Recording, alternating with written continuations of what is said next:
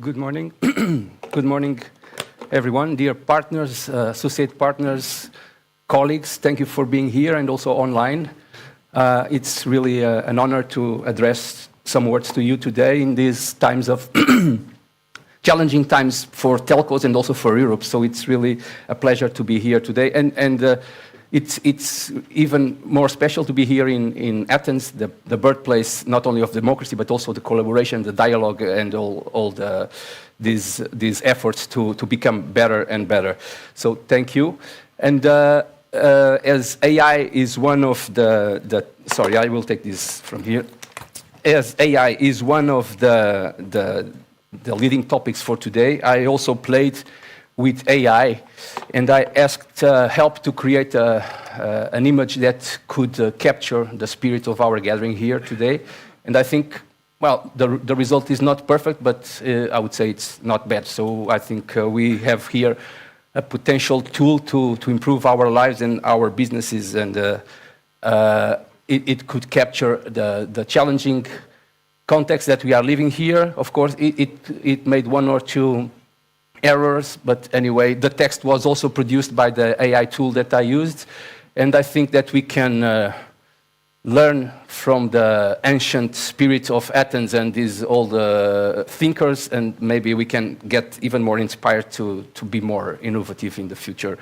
And but besides these challenging times and these hard, turbulent times that we live, we also live a moment of opportunity for the sector, because as we can see, last year was an year of diagnosis. There was these reports from Letta, from Draghi, from even the white paper from the Commission about the future of telcos.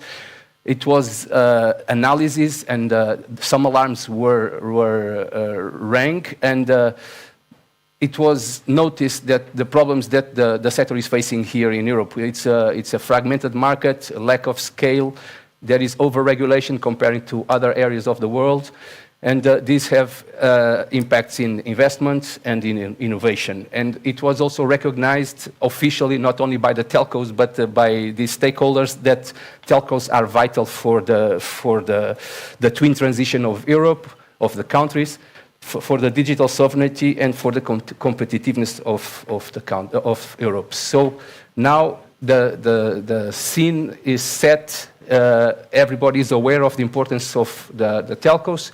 It's important now to have action, and 2005 is expected to be the year of the action. We need an ambitious regulatory reform. We need to have conditions to spur our investments and to spur our innovation. And there are already some expected acts from this analysis. We are expecting this DNA, the Digital Networks Act, to be, it's now in the making, and it will be, the first version of it will be published at the end of the year, we expect, and this will rule all the telecom regulation and the telecoms rules, and we hope that something is done also in the competition rules in order to ease mergings and to create scale. And of course, the Commission already understands that sometimes we are over-regulated, and they launched this omnibus initiative, which is already something in regards to simplifying the life of telcos. It is much more based on reporting obligations and some sustainability issues, but nevertheless is the recognition that the sector is over-regulated, and hopefully that will change in the future. And then regarding the strategic autonomy and these areas of AI and cloud, there are also already some initiatives on the table regarding the AI and the cloud, as we can see, and the European Union is foreseeing huge investments on this area to try to create this independency from the other areas. And there is also some initiatives like Buy European and the Eurostat that we already mentioned in order to improve the industrial policy of Europe, and aiming always to get the strategic autonomy that we need. while this is on the making, we telcos do what we do better, is continue to innovate, to reinvent ourselves, and to try to create value, to add value to what we already do, and to provide world top quality services to our clients. And of course, to do that, collaboration is very important, and that's what we are doing here. And it's impressive to see this room full of colleagues that are willing to share and to learn with each other. And ETIS is indeed the platform, the perfect platform, I would say, to this, because there are other ways of collaborating, other associations. Some make standards, others are more focused on policy, on regulation. And here we deal about business and operations. We exchange information on real-world issues that affect all of us, our doubts and our ideas, and we share it in a very secure and safe and open way, which is really valuable for all of us. So ETIS is the place to be if we want to share and to learn with each other. And well, again, this looks again Athens. It's a way of distributing this is the way we see our collaboration. So we understand that ETIS is organized around these 5 clusters: strategy, business development and innovation, technology, customer operations, security, and governance. And all our working groups are somehow organized around these clusters. And we have now 20 working groups and task forces.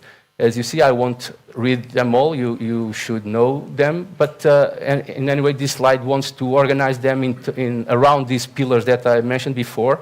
And by the way, we have, since yesterday, 3 new working groups. We approved yesterday in the management board the creation of this Red Team working group.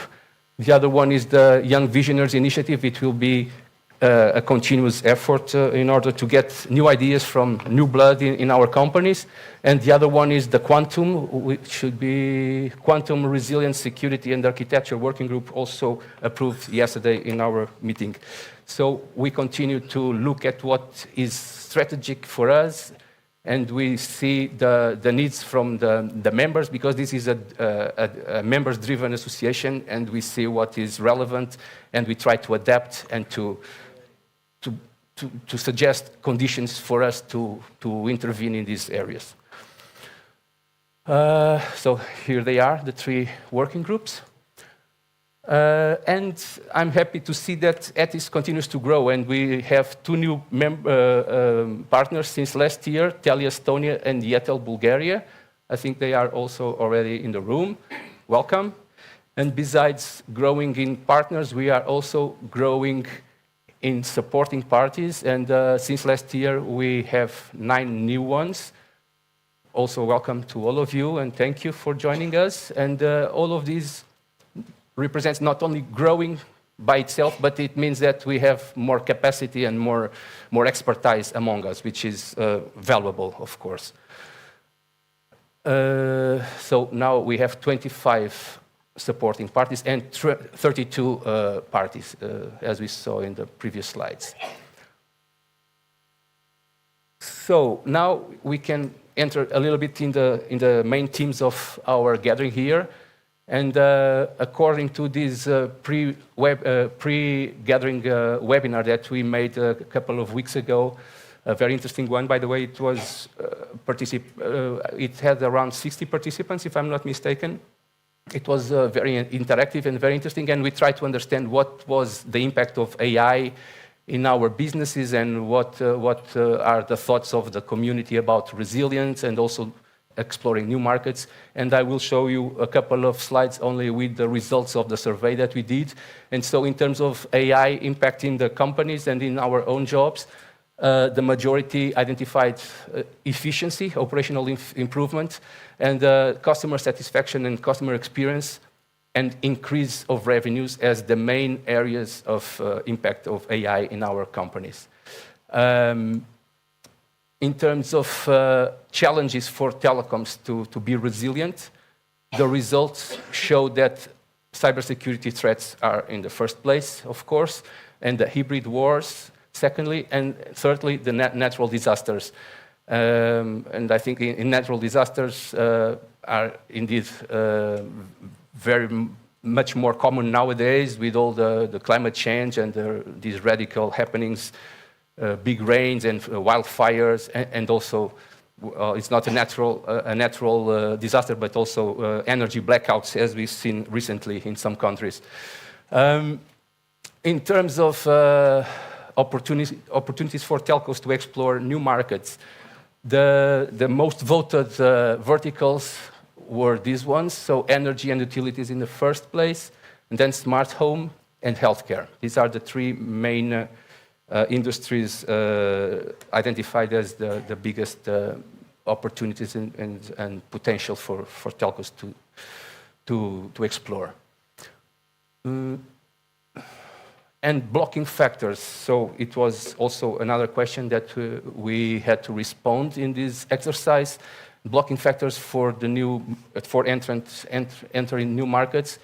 The regulatory complexity, of course, because there are some rules that have to be respected, and then if we enter in new markets, there are new rules, so everybody needs to learn them and to try to complement the action. Internal expertise. Companies lack expertise in other fields, which is natural, so that's why we go with partnerships and try to get external expertise for these extensions. And also business models. Sometimes we know that, okay, we want to be active in this area or in that area, but then we have to figure out a good business model, and sometimes it's not easy. So now I would like to dive a bit on my own well, not my own, I have also around 18 colleagues here. They also share this company with proud, I guess. MEO is the historical operator in Portugal, and besides connectivity, which is our core, of course, we now consider ourselves not only a telco, but a techco, and besides all the infrastructure and the connectivity that is there already, so we already invested in fiber in all the country, the 5G, we have data centers, we have satellites, we have submarine cables, so the infrastructure is there. Now we are very much focused in putting services on it and complement the offer with a good set of services. Reliant services and excellent quality services, and we can look at here, and it's interesting also to look at. So this is our main. Now we could say that this is our core offer. So it's global business and customers at home.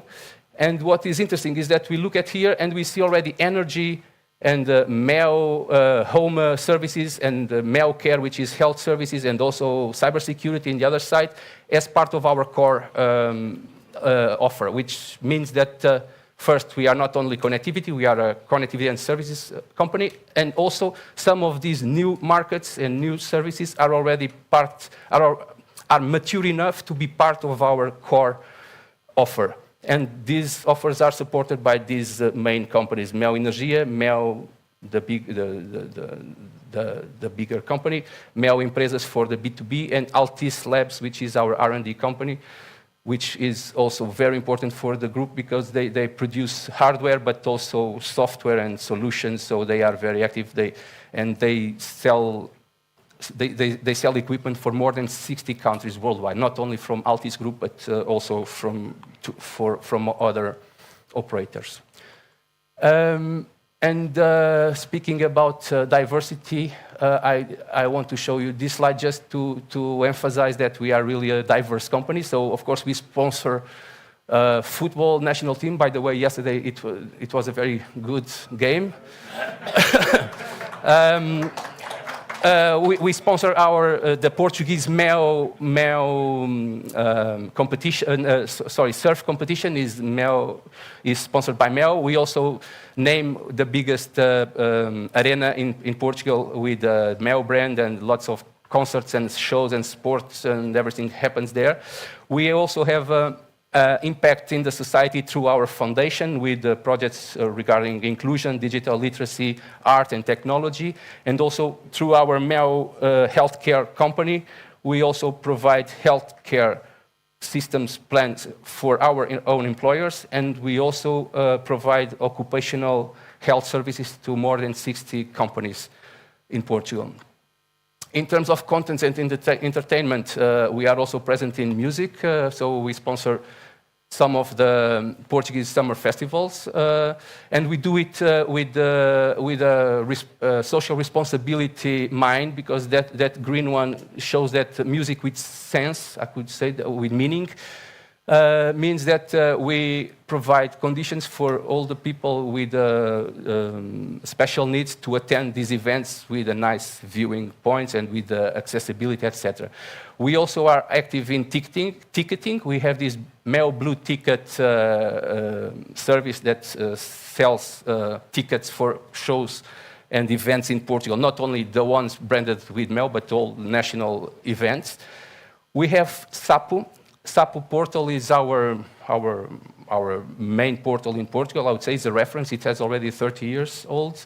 It's a reference in terms of quality of the contents in Portugal. It has news and also lifestyle and many different services within it. It's one of our main assets in terms of contents. We are providing healthcare and personal assistant services to our clients. So it's different from this one. This one is for health care of our employees and to companies.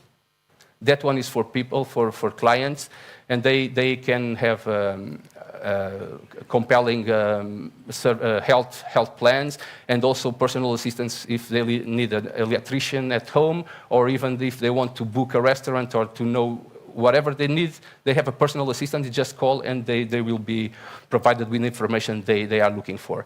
We are also active in payments. We have this direct carrier billing system to pay some of those services that are there through our own telecom invoice.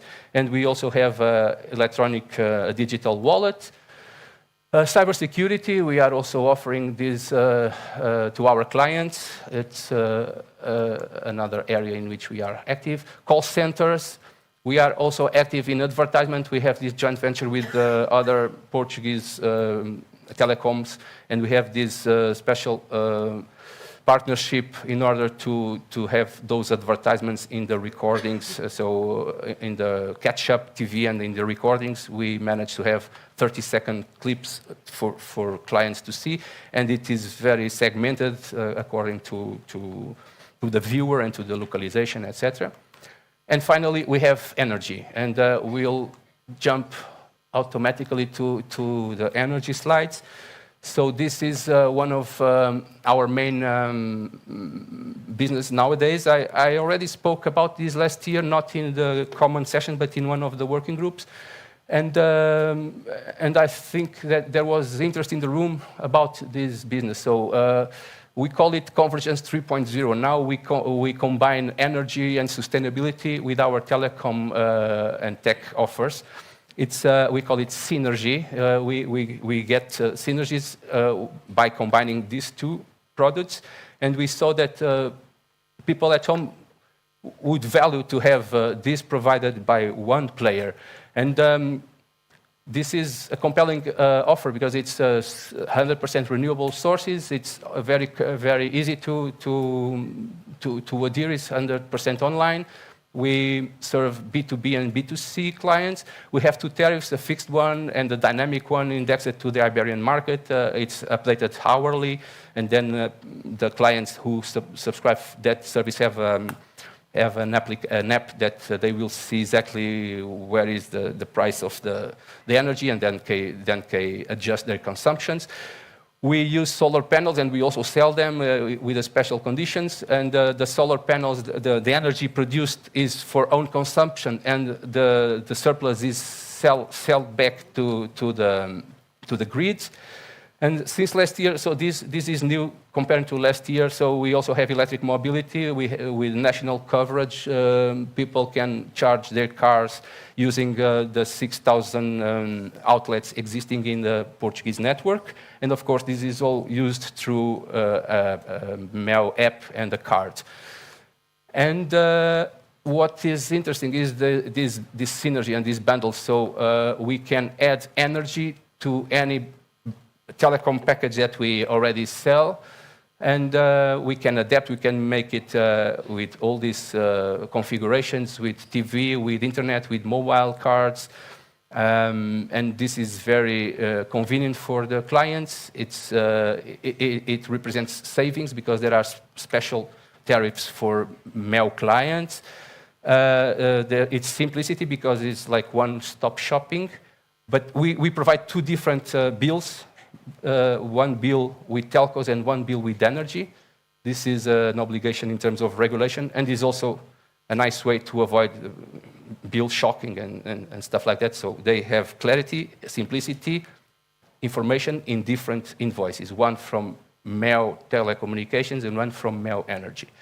And this is very much aligned with our sustainability strategy because we are promoting this green transition and providing green energy for our customers. And I can say that in Portugal, in continental Portugal, all the energy that mail uses nowadays in its own operations is also 100% green. So this is synergy, and we say that this synergies is what the world needs. We have special advantages for mail customers. So we offer the consumption of the energy consumption of the equipment is offered until certain limits, of course. Discount for mail customers. There's a special price for mail customers that become mail energy customers. And we double the internet speed and the internet data of the communications. And in terms of information transparency and the digital experience is what our customers value more. And besides that, we also have that brick, which is people can rent energy brick to recharge their phones, and then they can return it in another city or something like that. So it's also mobility and energy outside home. And all this core offer is complemented by specific products, smart sockets, smart lamps, and also smart mobility that complement this energy and sustainable offer. I can show you a couple of achievements. We were ranked as the highest satisfaction company in terms of energy providing. We are a recommended brand of the year in 2024. And since July 2024, every month we've been consistently the '1 supplier in attracting new clients, which is also something interesting to note. And in January 25, we had already 150,000 customers, which represents around 3% of the energy market in Portugal. And I remember that when we spoke last year, we had 50,000 clients, and we were aiming to have 100,000 clients by the end of the year. And so, but in January we had already 150. We are expecting the new report from the authorities to see or to disclose the actual number of customers. So we've been making this interesting road with energy, and so this confirms the results of the poll that we did in the workshop. Energy is indeed one of the most interesting verticals to join. So just to conclude, if we look at AI, I think that what we expect from AI is business growth, is to increase customer experience and to have more information from the customer and use it in the best way. In terms of operations, we look at cost savings, efficiency, and performance. Of course, trust, confidence is very important, and it's really it's critical that AI is developed and used in an ethical way, and that we have a responsible AI. Resilience is strategic as well. It's not optional. There are cybersecurity threats, the natural disasters. we have to cope with the vendor dependency, to try to diversify our supply chain, and of course energy, as we saw some months ago. It is really something that we cannot take lightly, and we should be prepared with resilience, with batteries and means to overcome that. I think my colleagues will speak about this also in the dedicated session. But at the end, it was a lesson for all, and I can say that I'm happy and proud that MEO was on during these very hard times. So we have invested in this, and I believe we are still living the aftermath of this and trying to learn even more and to be even more prepared for future situations. And regarding new markets, we are also, as Wim explained very well, so we are not growing enough as telcos, so we have to find new revenue streams, and we can use synergies from the services that we have already in place and the customers database, etc., in order to cross-selling other services and to try to provide other services, to engage more our clients, to be more present at home, outside home, and everywhere possible. Competitive differentiation, of course, it's a way to differentiate from our competitors, and it's a way to engage more, to get more loyalty, and to avoid churn. And I think we don't have to use more words after looking at this big room. Collaboration is essential to spur all of these, and ETIS is the place to be and is the leading hub for telcos collaboration. So thank you very much. Yes, here another Greek philosopher sentence to inspire us. So thank you very much for your attention. Thank you.